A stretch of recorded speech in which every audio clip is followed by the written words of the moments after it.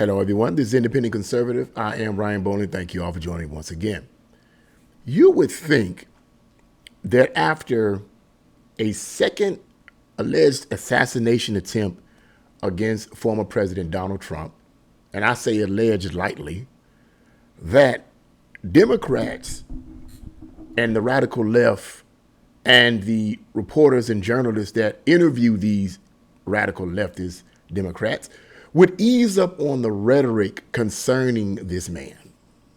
You would think that maybe perhaps they would think, you know what, look, let's kind of ease up a little bit. There are a lot of people that's supporting him. There are a lot of people that's voting for former President Donald Trump. Let's ease up on the rhetoric, okay? Let's ease up on him being a danger to this country. Let's ease up on him being the next Hitler, okay? Let's ease up on him being a dictator, okay? He's going to be a dictator to make your life a living hell. Let's ease up on that. After all, it seems apparent that someone tried to kill the man, delete the man, take him out again, okay? So let's ease up on that. But that's not the case. That's not the case because Secretary of State Hillary Clinton,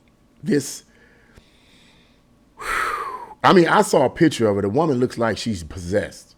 Okay, just talking about her makes my stomach curl in knots. Stated in an interview on MSNBC with that other woman, that reporter, she looks like a man. Okay, I'm going to get into this in a minute. Stated that after all of this going on with Trump, somebody tried to take the man out again. What does she do? She comes back with more inflammatory words and rhetoric towards this man. Let's get right into this. Unbelievable. Former Secretary of State Hillary Clinton said Monday on MSNBC's The Rachel Maddow Show, I don't like this woman, Rachel Maddow. She looks like a man. That former President Donald Trump's politics of, quote, hate and division put the United States security in danger. Clinton said, I'm very hopeful and even optimistic that Americans who do not want to see a continuation of this politics of hate and division will reject Trump. Now, clearly this is after the alleged assassination attempt. And the article that I'm reading to you guys are just snippets of this so-called interview that she had. Okay, this is small snippets of it. And I don't want to get into this idea that this is taken out of context, because the things that she's saying that are negative about former President Donald Trump, what do you think in the rest of the interview she's going to say something positive? I don't think so. So I don't think it's out of context. She didn't like him before when she was running. She didn't like Trump when she was running against him in 2016. She certainly doesn't like him now. Let's go on. She continued. The object in this case is Donald Trump. His danger to our country and the world. Listen to what she's saying, because that's what I'm going to talk about here. His danger to our country and the world. You know, they were merciless about what they saw as President Biden's problems in the debate and calling for him to withdraw. Now, she says they were merciless. Who are you referring to when you say they? If she's referring to Republicans and conservatives, yes, some Republicans and conservatives may have suggested that he withdraw, but it was also Democrats that suggested that he withdraw. As a matter of fact, HITLARY CLINTON, it was your party that pushed the man out. Biden knows that. Biden knows that. Anyway. She goes on to say, I believe Donald Trump has disqualified himself over and over and over again to be a presidential candidate, let alone a president. In what way, Hillary? In what way? In what way? We're going to get to that. Clinton added, I do think more and more Americans are rejecting the kind of chaos that he represents. We can't go back. That's what the Harris campaign says all the time. We're not going back. Notice these words in terms that I'm reading here. This is apparently what she said. And actually, I did hear some of that. I tried to stomach some of it. I did hear some of this interview. But you guys know, I've told you this before. I cannot listen to these demons talking. Okay, I just can't. It makes my stomach literally tie in knots. It isn't just because I disagree with them. It's because I know they're lying, and I cannot stand listening to liars who using words and terminology to inflame people. I just can't stand it. So the best I can do is read. Okay. She goes on to say, we're not going back. We're not going back to you. We're not going back to, what he failed to do to protect American lives during COVID. We're not going back to the, romance with dictators. Romance with dictators that puts innocent lives at risk and puts America's security in danger. Romance with dictators. What do you mean by that? Listen to the words this woman is saying. Okay. We can't go back and give this very dangerous man, let me emphasize that. We can't go back and give this very dangerous man another chance to do harm to our country and the world. End of vomit-inducing words from Satan in human flesh. Yeah, I'm using derogatory words too. Yeah, because that's what she is to me. Okay, she hated the fact that he won against her before, but nobody's mad. But we say in the church all the time, ain't nobody mad but the devil.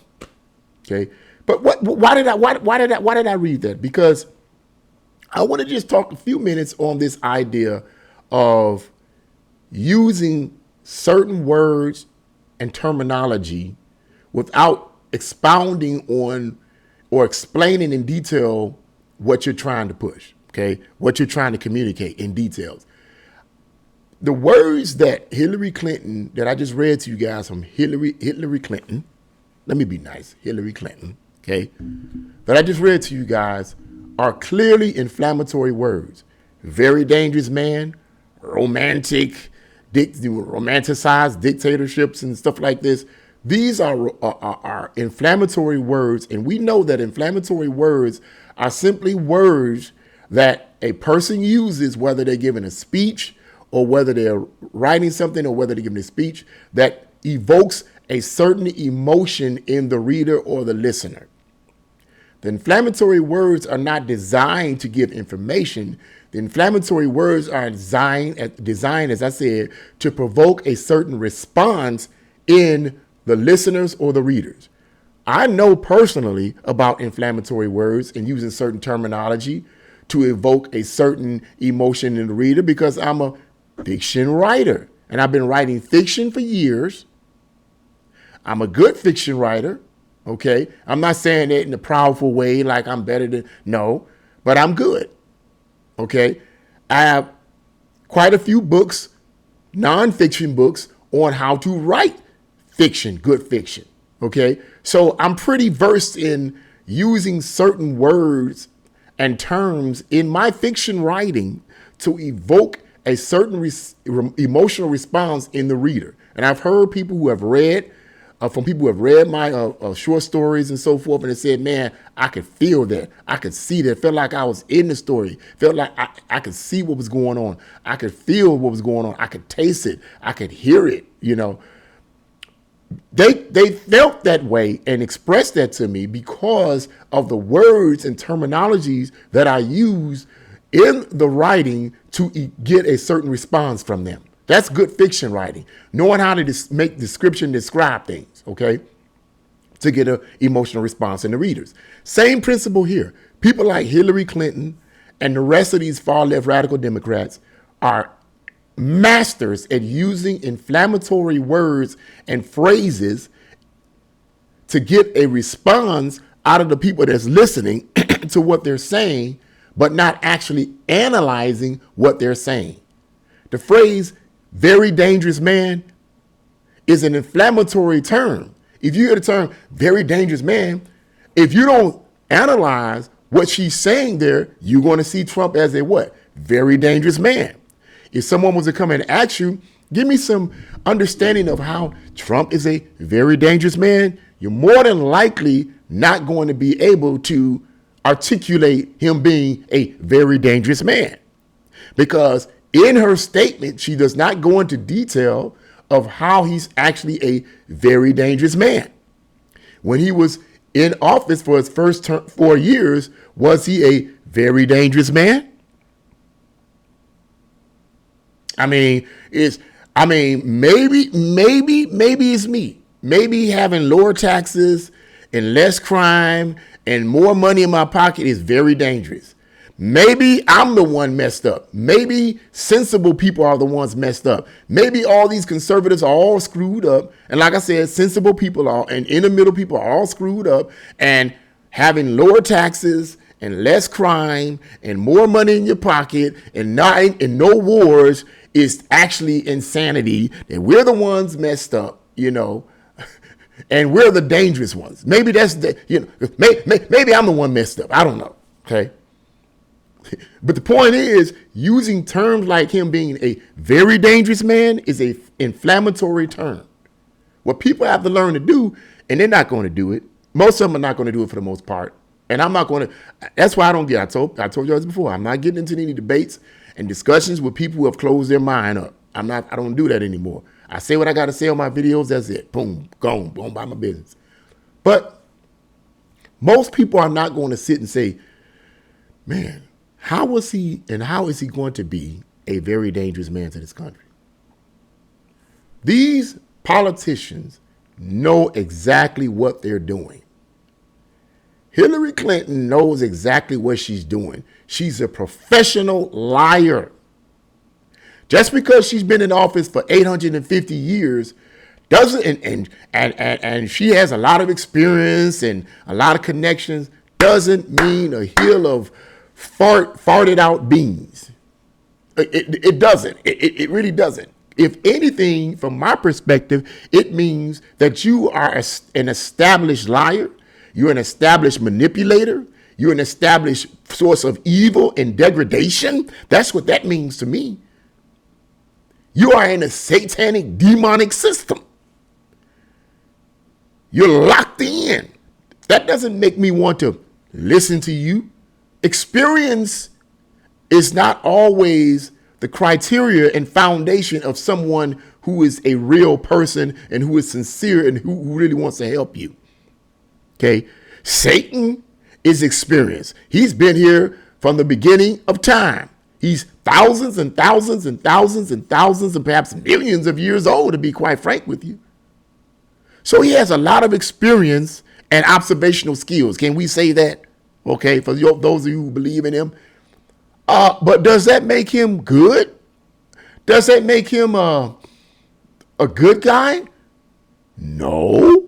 If anything, it makes him a professional liar, which is what he is.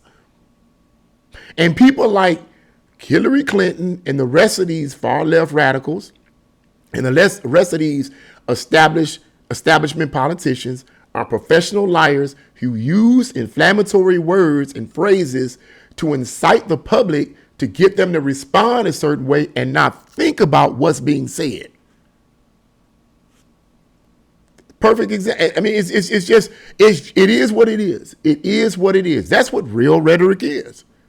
It is what it is. And when I read that, I was like, oh, it's pure rhetoric, pure rhetoric. And it's crazy. Like I said, you would think that, man, we need to chill on this. We need to chill on talking like this. You would think that she would have considered that. The demand, somebody tried to delete him again. But to show you how much hate and contempt these Democrats have for this man, it just goes to show you it's unbelievable.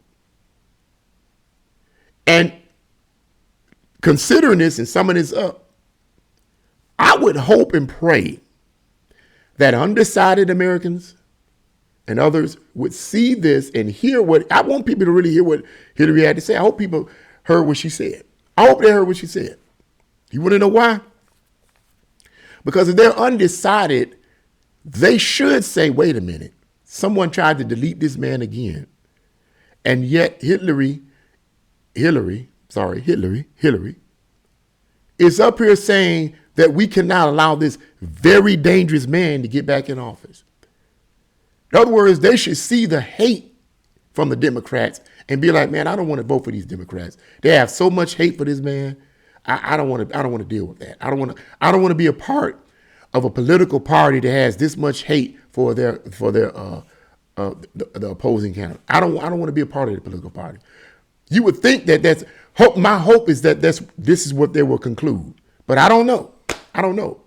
So many Americans, from my perspective, have been delusional in their concepts of Trump. So, but I could be wrong. I just tend to be a little bit cynical about that because we'll see when election day comes. Okay, we'll see.